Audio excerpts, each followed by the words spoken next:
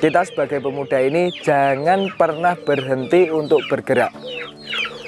Misalkan kita sudah punya peternakan entok, kita jangan hanya berhenti di situ. Kita harus terus mencari inovasi-inovasi lain yang bisa menjadikan peluang usaha untuk kita.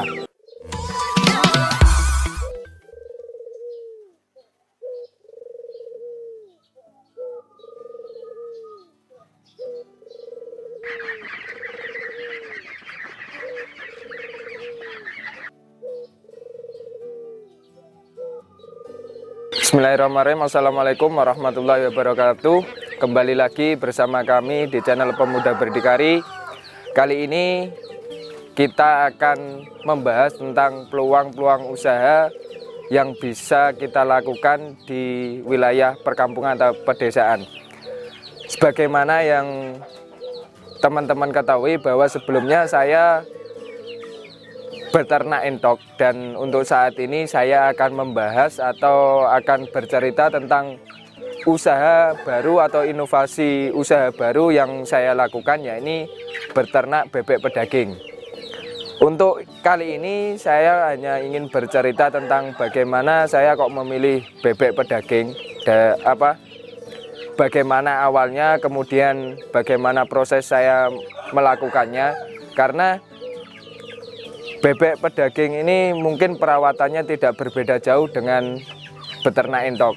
Nah, langsung saja saya akan bercerita bagaimana proses atau awal saya memulai beternak bebek pedaging.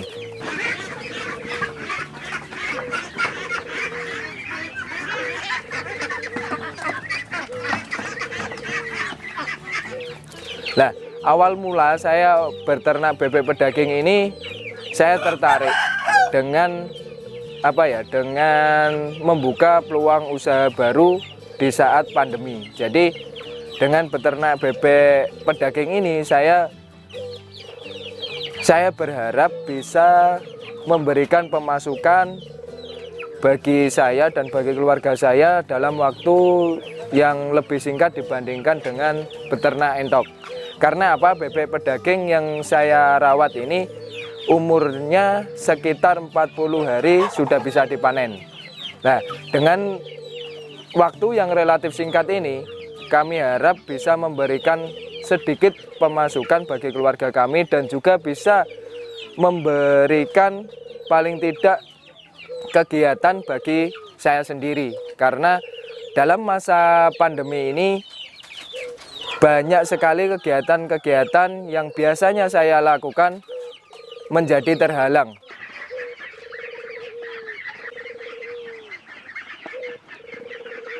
Bebek pedaging ini perawatannya juga tidak terlalu sulit bagi saya. Karena apa? Karena saya sudah pernah merawat DOD entok. Jadi saya pikir perawatannya hampir sama dengan DOD entok. Yang membedakan adalah target untuk mencapai bobot maksimal dengan biaya yang seminimal mungkin, supaya kita sebagai peternak tidak mengalami kerugian. Nah, bagaimana kita mensiasati supaya dengan biaya yang minimal bisa memperoleh penghasilan yang maksimal.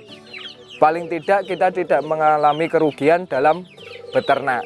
Nah, untuk saat ini bebek yang saya rawat ini kan karena saya baru memulai, jadi saya memulai dengan bibitan 100 ekor bebek.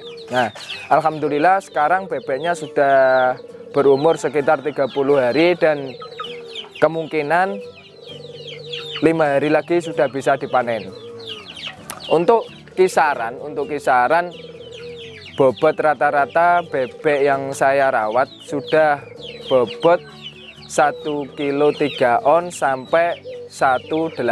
Nah, bagi saya yang seorang pemula dalam beternak bebek pedaging, mungkin ini sudah sudah suatu yang menyenangkan bagi saya. Karena sebelum memulai, setelah saya lihat di teman-teman yang sudah dulu melakukan peternakan di bebek pedaging ini, bobotnya sudah mungkin sudah apa ya, sudah hampir ada yang 2 kilo ketika umur 35 hari ini. Namun di saya dengan bobot yang saya sebutkan tadi ini sudah menjadi apa ya, sudah menjadi kesenangan tersendiri karena saya baru memulai, istilahnya juga saya baru belajar, baru mencari pengetahuan bagaimana nantinya perawatan bebek ini bisa mencapai bobot maksimal sesuai dengan umurnya yang akan dipanen.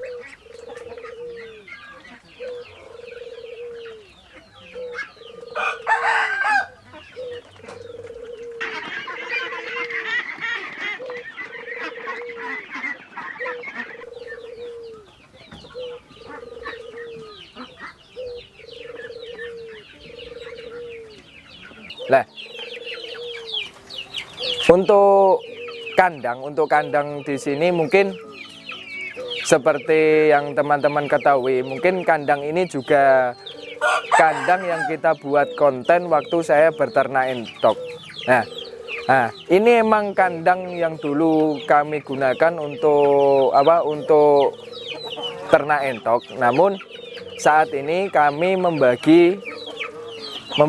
Jadi di kandang ini sekarang ada bebek, kemudian ada ayam.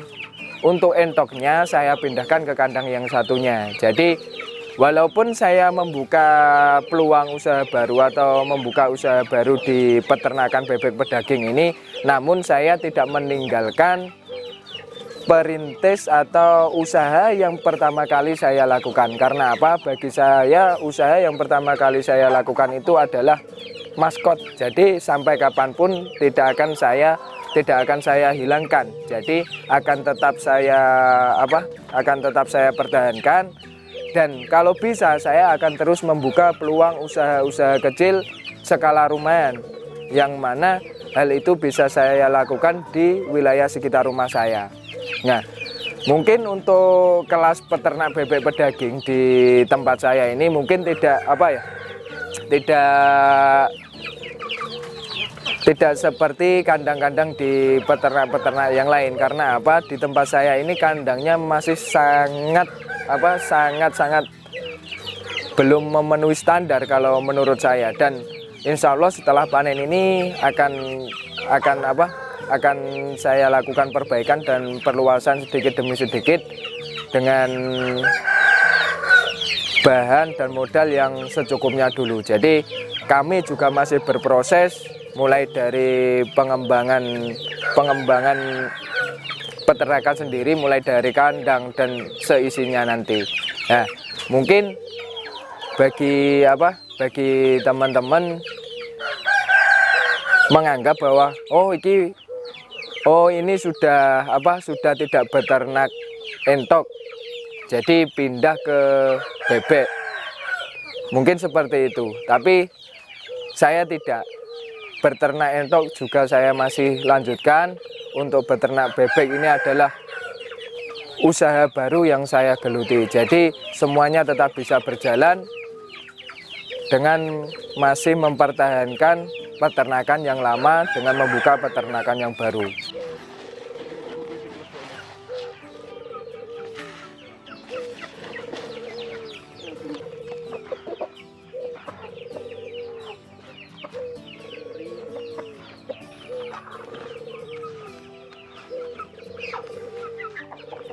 Nah, untuk perawatan bebek sendiri mulai dari DOD waktu datang sampai saat ini, alhamdulillah tidak ada kendala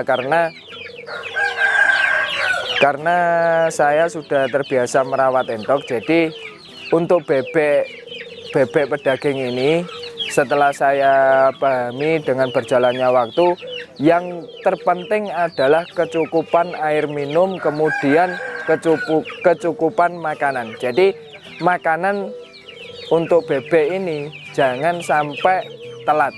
Jadi ketika makanan itu habis, segera dikasih. Makanan itu habis, langsung dikasih lagi. Begitu seterusnya. Begitupun air minum. Air minum pun jangan sampai kosong. Jadi harus tetap ada air minum di kandang. Supaya apa? Karena bebek ini kan sukanya kan ketika bangun tidur, bebek ini langsung makan, kemudian minum, makan, minum, makan, minum. Kemudian kalau sudah terasa kenyang, tidur lagi. Setelah bangun, makan lagi, kan seperti itu terus. Jadi untuk perawatannya, bagi saya mungkin sudah sudah sedikit memahami. Namun saya juga masih terus belajar bagaimana nantinya bisa merawat bebek ini secara maksimal dan bisa menghasilkan penghasilan yang secara maksimal juga. Nah, untuk kendalanya sendiri mungkin ini tetap ada ya, karena kita merawat binatang itu pasti tetap ada kendala. Lah, terutama di kesehatan bebek atau kesehatan unggas kita lah. Untuk kendala ini mungkin kalau waktu awal DOD datang itu yang menjadi kendala adalah cuaca. Karena waktu DOD saya datang itu masih sering turun hujan. Jadi DOD itu banyak yang sering kedinginan walaupun sudah saya kasih lampu, karena masih sering turun hujan dan juga adanya angin yang masuk ke kandang itu menjadikan DOD kedinginan dan ada beberapa yang mati. Namun alhamdulillah untuk proses pertama ini yang saya lakukan, dari 100 ekor DOD yang saya datangkan yang mati 10 ekor. Jadi yang saat ini masih ada itu sekitar 90 ekor. Jadi mungkin bagi saya yang peternak pemula ini adalah sesuatu hal yang lumrah. Soalnya kita juga tidak menetaskan DOD sendiri, namun kita mendatangkan DOD, kita hanya merawat. Jadi kita tidak tahu ini indukan yang seperti apa, kemudian kesehatan DOD waktu akan dikirim itu seperti apa, kemudian di tempat kita mati lah. Ini mungkin juga menjadi pengalaman kita. Nanti kita akan setelah panen ini kita juga akan mendatangkan lagi untuk mengisi kandang. Jadi kita akan terus berinovasi untuk menciptakan atau membuat peluang usaha sendiri.